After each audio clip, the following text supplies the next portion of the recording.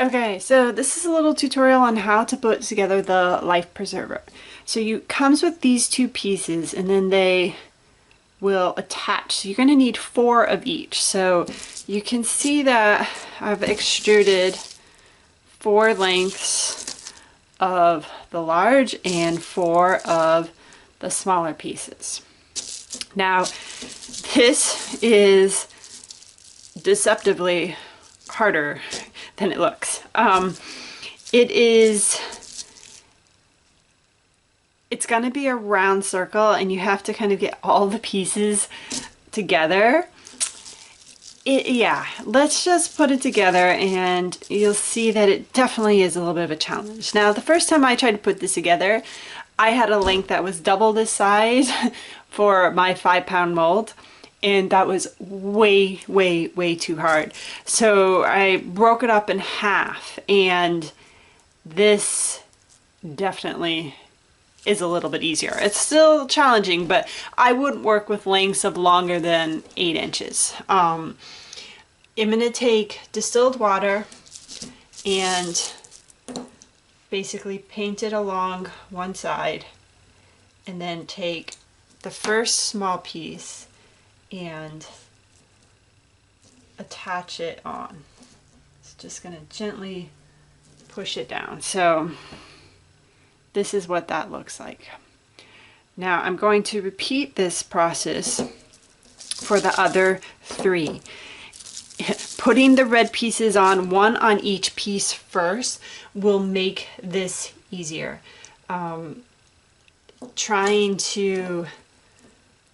I've tried to attach 2 and then fill in the white, and I just found that when I had 4 pieces versus basically 8 pieces to work with, it worked better, and I could just kind of build one on top of the other. Like this allowed me to create a half ring, and then I can create another half ring, and then I can attach those 2 half rings together.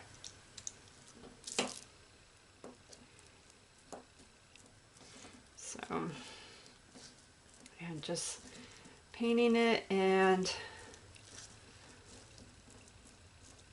just pressing it on so it gets rid of the gaps. I'm trying to straighten it out too, because the straighter the pieces, the easier this will go together.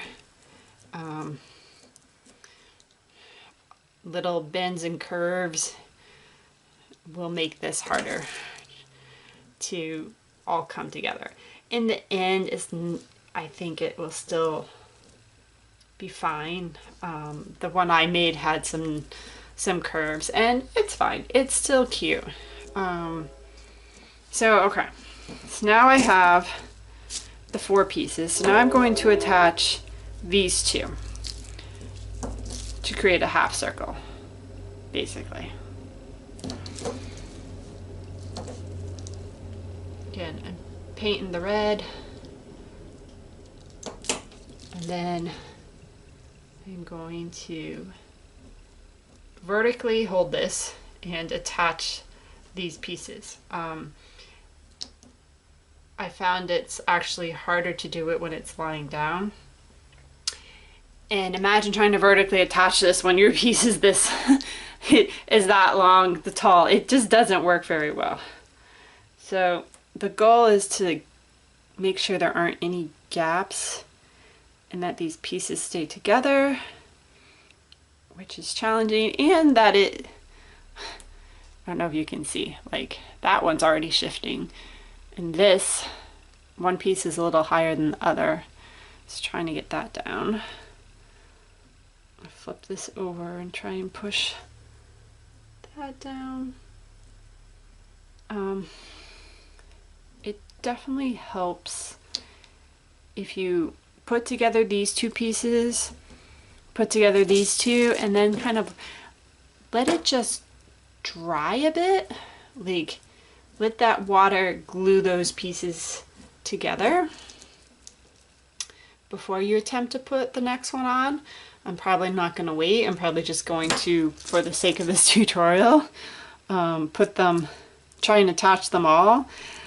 But when the water's dried and the pieces are more firmly attached, they won't slide as much, and so the pieces will stay together better. I'm just kind of going down and squeezing.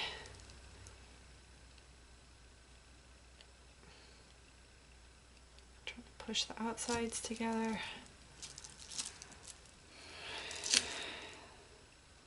So that's not too bad. I think it's mostly even. So now these pieces will fit together. Of course, that leaves you the issue of a big hole you have to fill when you embed this, which is another reason why working in smaller pieces. What I actually did when I got them together is just stopped up the end with a little bit of soap dough, poured the soap in, and then placed it, and it mostly works. Again, I tried to do it on a really long piece, and I think it would have worked better on a short piece. That's why I'm actually making this shorter piece now to try this out again. So I've just painted both sides, and same concept. Now I'm going to gently push without pushing these two parts apart, and get these two to connect. Again, I'm doing this vertical because when I laid it down, everything would just shift. I would get one thing in place and I'd push something else out. So vertical allowed me to kind of achieve the best results. And this is also why you don't want to do a longer length than this, because then it just becomes way too much. So I pushed this, well, I pushed the other side together and then flip this around to push this side together. So I'm taking right here and I'm holding back here, and I'm kind of just pushing this in to get it to stay together without disforming or misshaping. I'm going to come back to this side and again just push any air gaps in. Rotate it around, push a little bit because it gets a little deformed sometimes. When you're pushing one side, the other side can.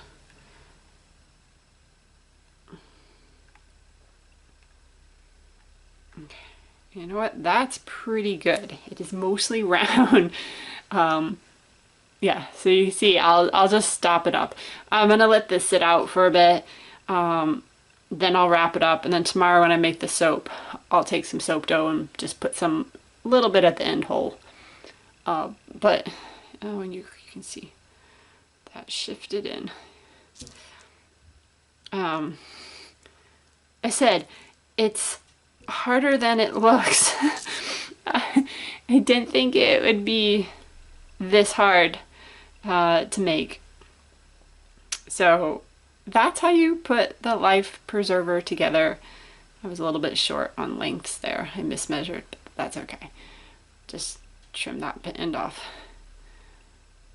I said, I love this life preserver, but it definitely takes a little bit of practice to put together. And I think this is going to be the best way, at least from all my playing around with it.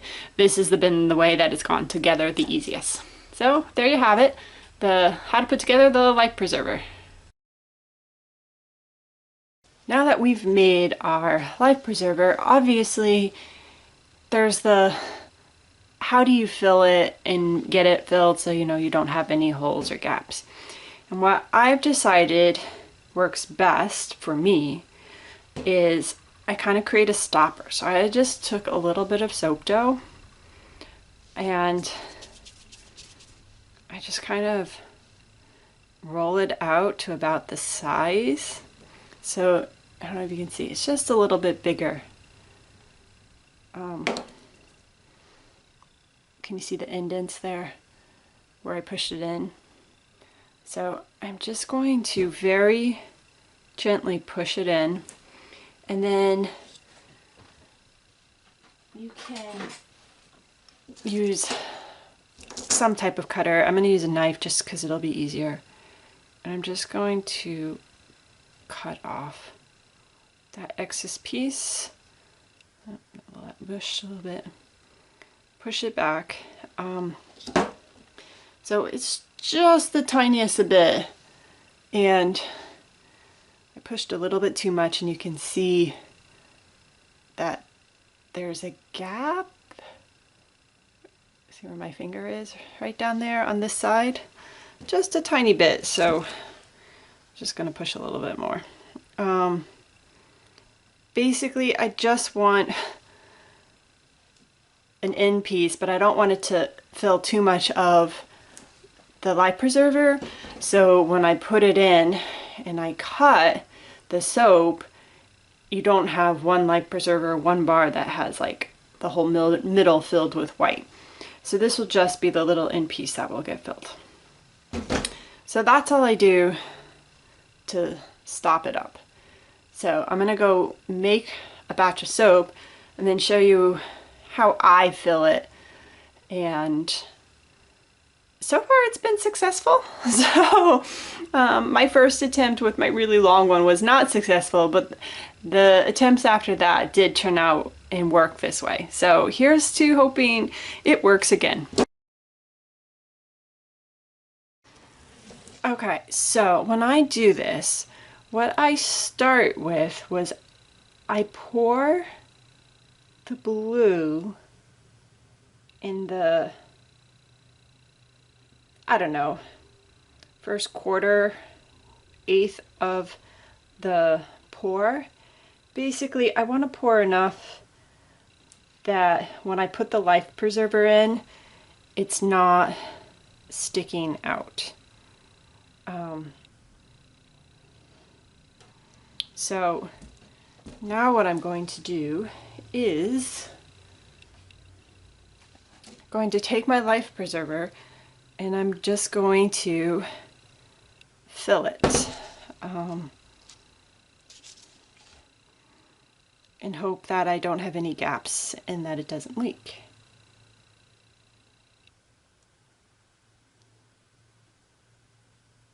So the reason why I fill the soap up about that much is because when you lay down the life preserver, you're going to, all that soap you just poured in is going to flow right out if there's nothing blocking it. I suppose you could try and put an end cap on, but with all that soap already in the life preserver and the pressure on it, I wouldn't chance it. I just don't want it to fall apart on me or something to go crazy. So just filling the base about a quarter, then with the blue, then filling the life preserver with blue, and then putting it down seems to work pretty well. I don't have gaps in it. So that's how I put together, assemble a life preserver, and then actually embed it in the soap to avoid getting air gaps inside the life preserver. So I hope that was helpful, and thank you for watching.